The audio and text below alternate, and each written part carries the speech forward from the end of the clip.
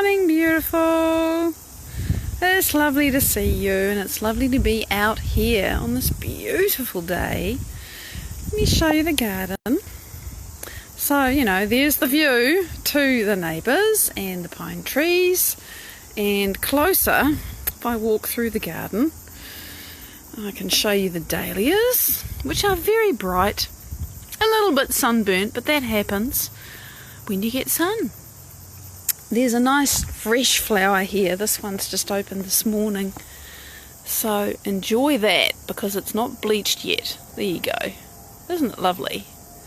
Look at the shape and the sharpness of those, the dots in the middle. I don't know what they're called, but the ones around the edge have got star shapes around them, and they're just beautiful. So I'm enjoying that. And we've got late roses on the snow carpet. Let's get closer. The camera doesn't do white flowers. There we go, that's a bit better. Look at that, it's got rain on it because it rained overnight. Good morning, Mike. Good morning, beautiful beings. What else have we got here? More little roses. I know, everything needs deadheading. There you go, see, you can see the rain. But it's because the only time I had in the garden last weekend, I spent doing that. We did something else in the weekend and I took photographs and things, and but this was a disaster that I had to deal with, so there's no disaster there anymore.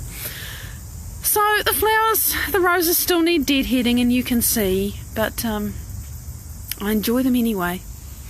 And look, we've got cilantro flowers. I'm trying to get some focus here for you. There you go. They're beautiful. Good morning, Farah. I was just thinking I'd been missing you, so it's lovely to see you.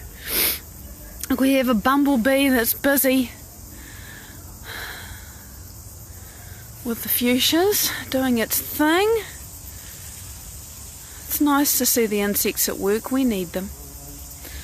And, I'm not going to follow the bumblebee, but let's enjoy the willow gentian, which is in flower. Such beautiful blue. It's purplish on the outside and totally blue on the inside. And actually, the best flower at the moment is this one. There you go. That's lovely. So we've got to enjoy these things when they're here, and we have clouds like butterflies of Japanese anemones. And still, the Luculia keeps on flowering. It's just having a great time because I didn't cut the flower heads off mistakenly after who knows how many years. So if we get up close, let me try and get this in focus for you. There you are. Oh, the camera gets confused. It gets distracted by the background and I can't get it sharp for you. But, there it is. It's a beautiful thing, and it's all mixed up with the anemones. So you have this cloud of pink and white, and you can see really long stems. I don't know where this plant comes from, but the length of those stems on the flowers suggests that whatever pollinates it has a very long tongue. That's about all I know. A moth or a butterfly, probably. Never makes any seeds here, and I finally realised that's probably why, because there's no pollinator that can actually pollinate it.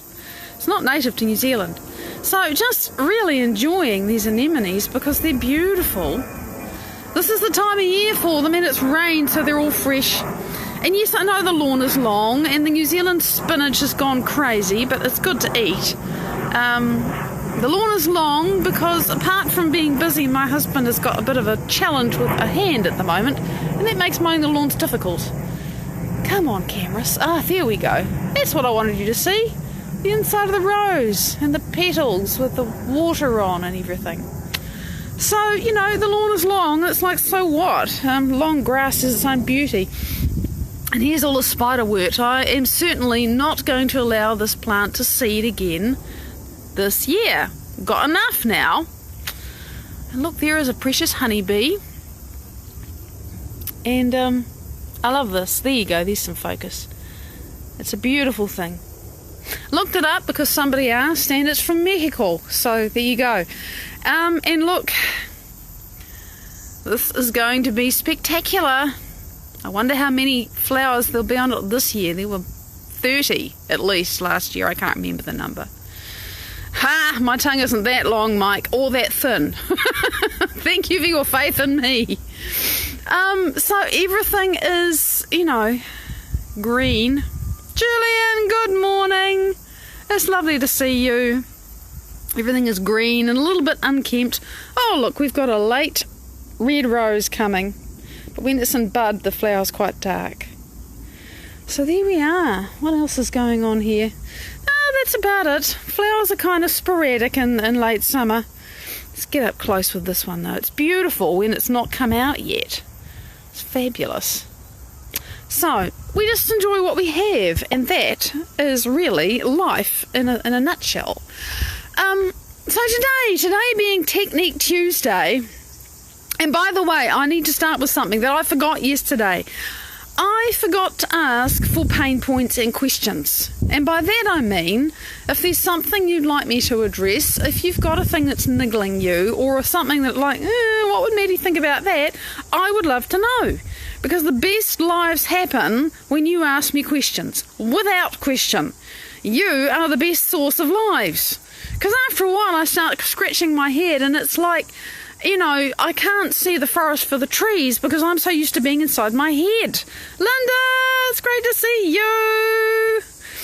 Well, isn't it great to have a delayed shuttle? It's lovely to see you live. So, so please, if you have questions, and even if it's just something small, sometimes the smallest things turn out to be really interesting. So do drop me a line, put a comment, or send me a message. I don't mind, but I'd love to know. So, today, being Technique Tuesday, I want to talk about connecting to inner guidance, inner wisdom, your own knowing, you might call it intuition. I'm going to steer away from the word gut feeling for a reason that I'll explain in a minute, although we do have a massive brain in our gut, and it is that brain that tells you things, but we also have a brain in our heart. In fact, you have 7 little brains in your body, and then you have the big one as well. 6 little brains in your body, and then you have the big one. All the energy centers, right, they correspond to brains. Who knew? Every single, the chakras, right, I call them energy centers because chakras for some people is a word that they don't like. For whatever reason, it's associated with things that you may or may not be comfortable with. Morning, Jen! So I just call them energy centers. I learned to do that from my inspiration, Dr. Joe Dispenza. I've learned so much from him. And every single energy center has an associated neurological plexus. Okay? There's a plexus of nerves in your perineum that runs all your sexual functions and controls your pelvic area and, all of that stuff in your legs. It's called the inferior mesenteric plexus. And then there's a plexus in your gut, which is the superior mesenteric plexus. And that's the one that gives you your gut feeling, literally. And then you have the celiac or the solar plexus. That's the one that gives you your feeling of fear or, I'm going to do this. Determination, will, lives there. There's the cardiac plexus, the heart. Ibrahim, it's great to see you. So, the cardiac plexus, heart plexus, 40,000 neurites, has a lot of wisdom if you can just calm down and tune in enough to listen to it. The throat plexus, the thyroid plexus, there is a plexus in your throat. And then there is the pineal gland, which is actually right in the center of your head, but it's at the back of the emotional brain. That's the 6th. And the pituitary, which is, the people call it the third eye. It's sort of, it's right behind your eyes. Feels like it's in the center of your head, but actually it's sort of front and center. Morning, Laura. Good morning, Eric. So we have these brains, and then of course there's the big brain, right?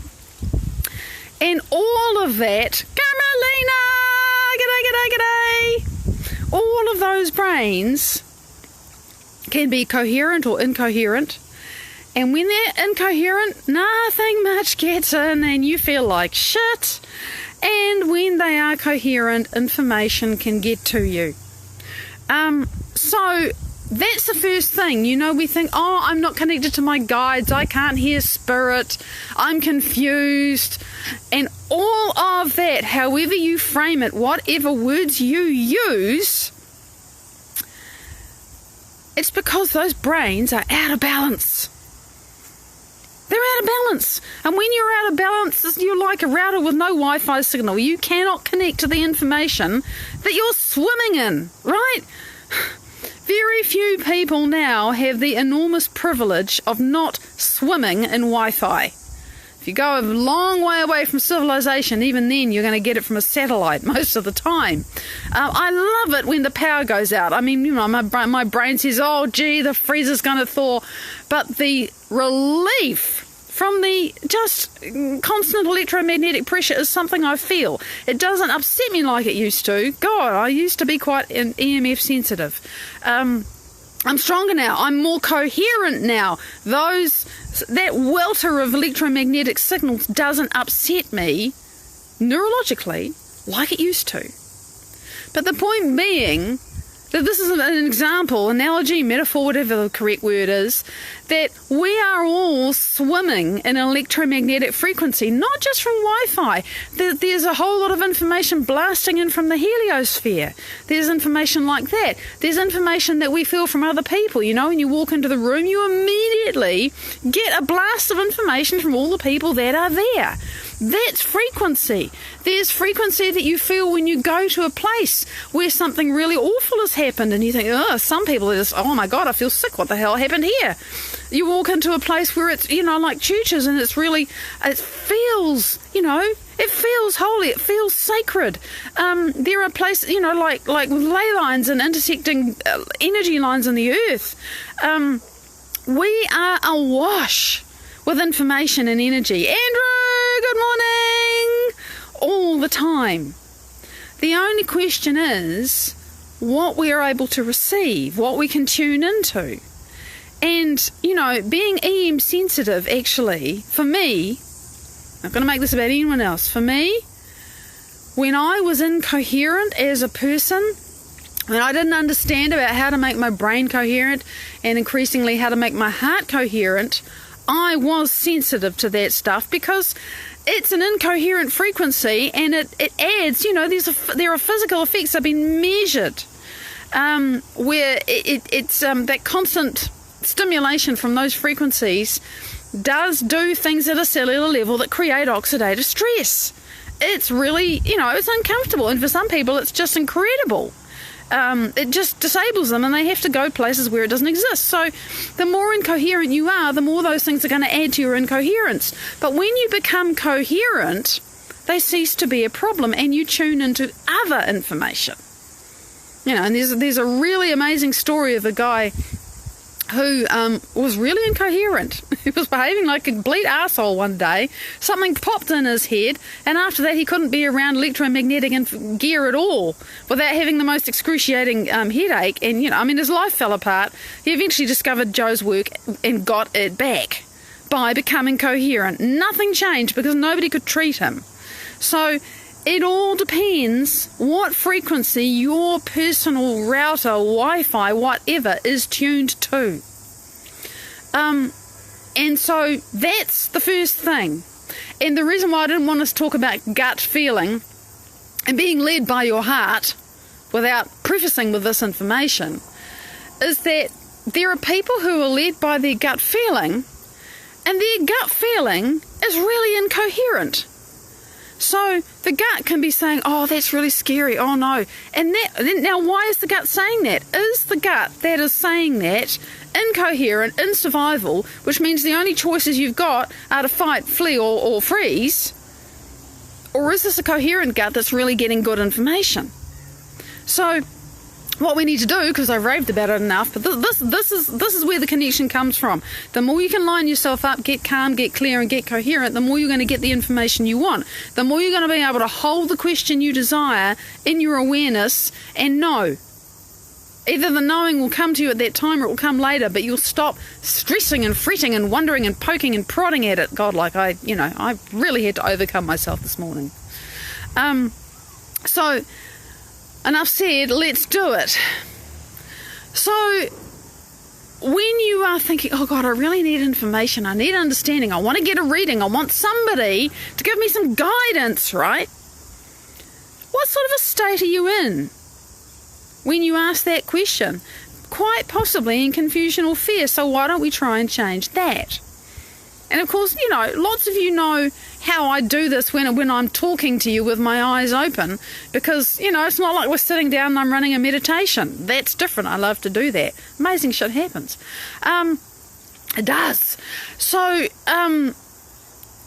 if you're in that state of confusion, the first thing you've got to do is realise that whatever it is you're worried about is not the problem. The problem is that you're tuned to the wrong frequency and the information you are getting isn't what you want. So you've got to change your state, right? You've got to tune yourself to a frequency that allows you to receive the information that you're after. And that means calming down. It means either opening your focus the heck around yourself. I mean, when I'm in stress, it's easier for me to make my brain coherent than it is for me to make my heart coherent. That's just who I have been up until now. It's getting easier for me to make my heart coherent, but for me, the root is brain first and then heart second. If I'm under pressure. For other people, it is actually easier for them to just bring up an elevated feeling which makes your heart coherent. If you breathe in your heart, in and out of your heart, and you can choose this, right? Try it now. Either breathe in and out of your heart and willfully bring up a happy memory or a happy thought or just a good feeling that you remember from the last time you felt really good, and just remember that feeling, right? You can do that. Or if you're like me, you can just shut your eyes and go, oh, where's all the space around me? Where's the space behind me? Where's the space below me and above me and up and to the right and up and to the left and in front to the left and in front to the right and, off to the side behind me to the right and off to the side behind me to the left. And I'm constantly putting my awareness anywhere except in the center of my head where I'm trying to go about this thing that scares me. So for me, it's easier to open my focus because I imagine it kind of like a tide going out. So you play with it while we're talking, because this is what you have to do. If you want to get access to the information, you've got to get your attention off the thing that's scaring you or confusing you or that you're going, I can't work this out. That's a well-timed beep.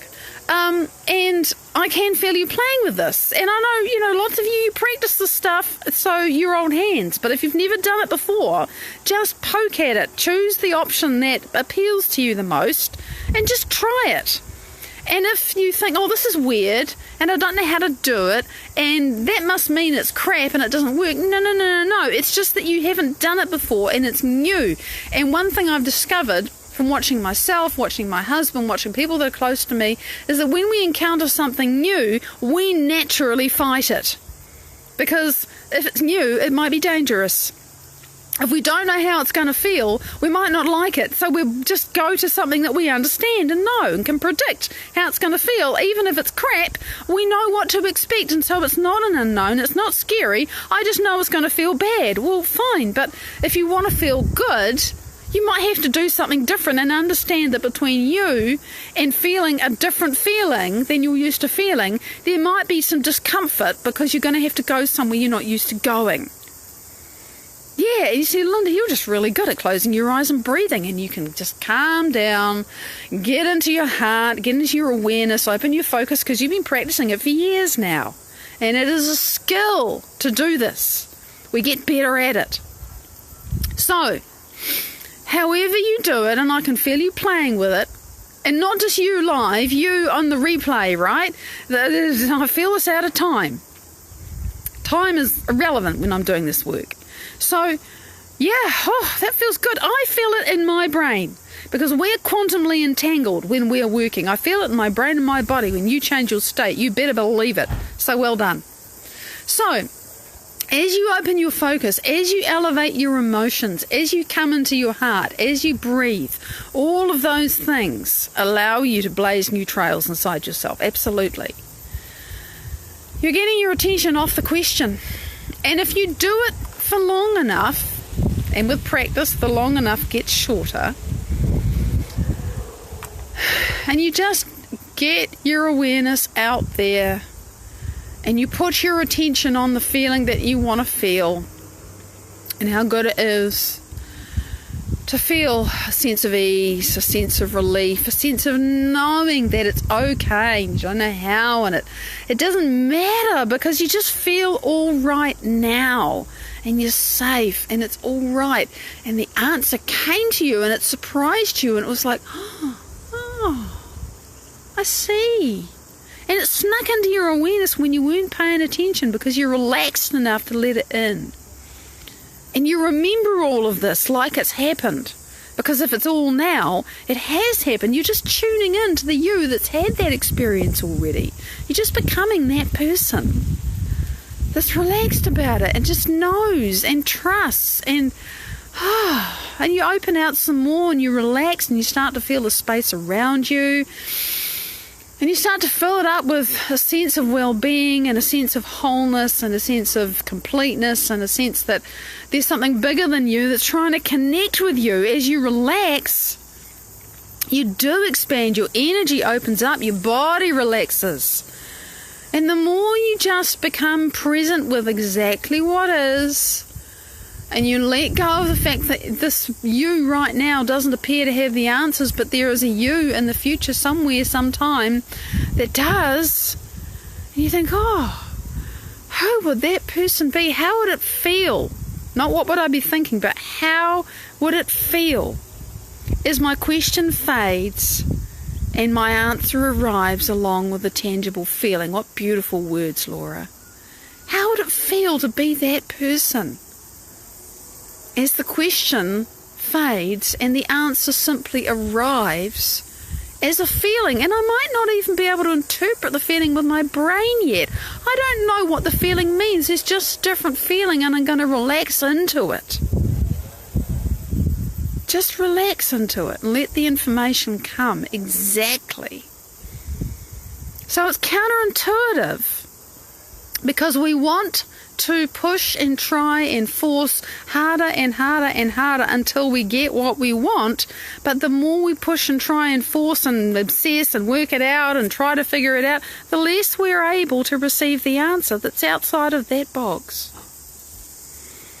So you got to open your focus. You got to come into your heart. You got to let go.